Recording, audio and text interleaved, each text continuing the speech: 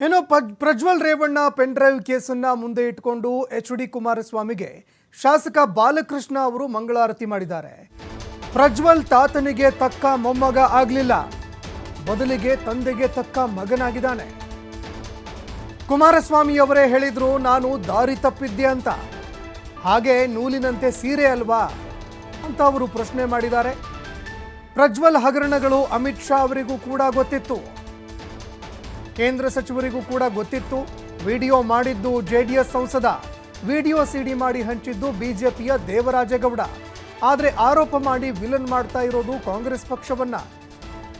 ಇದು ಯಾವ ನ್ಯಾಯ ಅಂತ ಅವರು ಪ್ರಶ್ನೆ ಮಾಡಿದ್ದಾರೆ.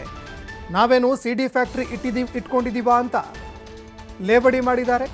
ವಿಡಿಯೋ ಮಾಡಿ ತಂದು ಕೊಡಿ ಅಂತ ನಾವು ಹೇಳಿದ್ವಾ? ಕುಮಾರಸ್ವಾಮಿ ವಿರುದ್ಧ ಶಾಸಕ ಬಾಲಕೃಷ್ಣ ಅವರು ಕಿಡಿಕಾರಿದ್ದಾರೆ. ಒಪ್ಕೊಂಡೇ ಬಿಟ್ಟವ್ರಲ್ಲ ಡೈರೆಕ್ಟ್ ಆಗಿ, ಅದೇನು ಸಿಡಿ ತೋರಿಸ್ಬೇಕಾಗಿಲ್ವಲ್ಲ. ಹೌದು ನಾನು ದಾರಿ ತಪ್ಪಿದ ಮಗ, ಒಪ್ಕೊಂಡವ್ರಲ್ರಿ, ದಾರಿ ತಪ್ಪಿದ ಮಗ ನಾನು. ನನಗೆ ನಮ್ಮ ಶ್ರೀಮತಿಯವರು ಎಚ್ಚರಿಸಿದ್ರು, ನೂಲಿನಂತೆ ಸೀರೆ ಅಲ್ವೇನ್ರಿ. ತಂದೆಗೆ ತಕ್ಕ ಮಗ ಆಗಲಿಲ್ಲ ಅವನು, ತಾತಂಗೆ ತಕ್ಕ ಮಗ ಆಗಲಿಲ್ಲ ಅವನು. ತಂದೆಗೆ ತಕ್ಕ ಮಗ ಆಗೋದ? ತಾತಂಗೆ ತಕ್ಕಂತೆ ಮಗ ಆಗಿದ್ರೆ, ಈ ತಾತಂಗೆ ತಕ್ಕಂತ ಮೊಮ್ಮಗ ಆಗಿದ್ರೆ ಇದು ಬರ್ತಿರಲಿಲ್ಲ ಆಚೆ, ಇದೆಲ್ಲ ಆಯ್ತಿರ್ಲಿಲ್ಲ. ತಂದೆಗೆ ತಕ್ಕ ಮಗ ಆಗಿರೋದ್ರಿಂದ ಇವೆಲ್ಲ ಆಚೆ ಬರ್ತಾವ ಅಷ್ಟೇ. ನಾವು ಹೇಳಿದ್ವಿ ಸಿಡಿ ಮಾಡ್ಸಕ್ಕೆ, ಸಿಡಿ ಮಾಡವನೇ ಅಂತ ಗೊತ್ತಿದ್ರು, ತನ್ನ ಮೊಮ್ಮಗ ಸಿಡಿ ಮಾಡವನೇ ಅಂತ ಗೊತ್ತಿದ್ರು. ದೇವೇಗೌಡರಿಗೆ ಪುತ್ರ ವ್ಯಾಮೋಹ ಯಾಕೆ ಬೇಕಾಗಿತ್ತು? ಯಾಕೆ ಟಿಕೆಟ್ ಕೊಡಬೇಕಾಗಿತ್ತು? ಟಿಕೆಟ್ ಕೊಡದೇ ಇವೆಲ್ಲ ಆಚೆನೆ ಬರ್ತಿರ್ಲಿಲ್ಲ, ಗೊತ್ತಿತ್ತು. ಅಮಿತ್ ಶಾ ಹೇಳವ್ರೆ ಟಿಕೆಟ್ ಕೊಡಬೇಡ್ರಿ, ಇವಂದು ಹಿಂಗೈತೆ, ಹಗರಣ ಐತೆ ಇವಂದು, ಇವಂದೆಲ್ಲ ನಮಗೆಲ್ಲ ಸಿಡಿ ಗಿಡಿ ಎಲ್ಲ ನಮ್ಗೆ ಕೊಟ್ಟವ್ರು ನಮ್ಮ ಕೈಗೆ ಅಂತ ಅಮಿತ್ ಶಾ ಹೇಳಿದ್ರು ಕೂಡ ದೇವೇಗೌಡರಿಗೆ ಆ ಥರ ವ್ಯಾಮೋಹ ಯಾಕೆ ಬೇಕಾಗಿತ್ತು? ಒಬ್ಬ ಕಾರ್ಯಕರ್ತನಿಗೆ ಟಿಕೆಟ್ ಕೊಟ್ಟು ಗೆಲ್ಸ್ಬೋದಾಗಿತ್ತಲ್ವಾ? ಕಾಂಗ್ರೆಸ್ನವ್ರನ್ನ ವಿಲನ್ ಮಾಡಕ್ಕೆ ಹೊಂಟಿದ್ದೀರಾ. ಮಾಡಿದವರು JDSನವರು, ಸಿಡಿನ ಆಚೆಗೆ ಬಿಟ್ಟವನು BJP ದೇವರಾಜೇಗೌಡ, ವಿಲನ್ ಆಯ್ತಿರೋರು ಕಾಂಗ್ರೆಸ್ನವರು. ಇದ್ಯಾವುದ್ರಿ ನ್ಯಾಯ ಇದು?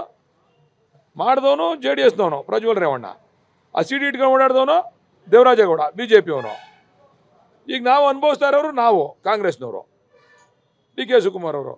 ನಾವೇನು ಸಿಡಿ ಫ್ಯಾಕ್ಟ್ರಿ ಇಟ್ಕೊಂಡಿದ್ದೀವ? ಇವರೆಲ್ಲ ಮಾಡಿ ನಮಗೆ ಕೊಡಿ ಅಂತ. ಸ್ವಲ್ಪ ಮಾಜಿ ಮುಖ್ಯಮಂತ್ರಿಗಳು ಗೌರವಕ್ಕೆ ತಕ್ಕಂತೆ ಮಾತಾಡೋದು ಕಲ್ತ್ಕೊಳ್ಳಿ ಅಂತ ಹೇಳ್ರಿ ಕುಮಾರಸ್ವಾಮಿ ಅವ್ರಿಗೆ. ರೀ, 2 ಸಾರಿ ಮುಖ್ಯಮಂತ್ರಿ ಆಗಿದ್ದಂಥವ್ರು, ಒಳ್ಳೆ ಇನ್ನೂ ಚಿಲ್ಲರೆ ಹುಡುಗರು ಮಾತಾಡ್ದಂಗೆ ಮಾತಾಡ್ತಕ್ಕಂಥದ್ದನ್ನು ಬಿಡಕ್ಕೆ ಹೇಳ್ರಿ, ದಯಮಾಡವ್ರಿಗೆ ಬಿಡಕ್ಕೆ ಹೇಳ್ರಿ. ಎಲ್ಲ ವಿಚಾರಕ್ಕೂ ಬರೋದೆ, ಎಲ್ಲ ವಿಚಾರಕ್ಕೂ ಮೂಗು ತೋರಿಸೋದೆ.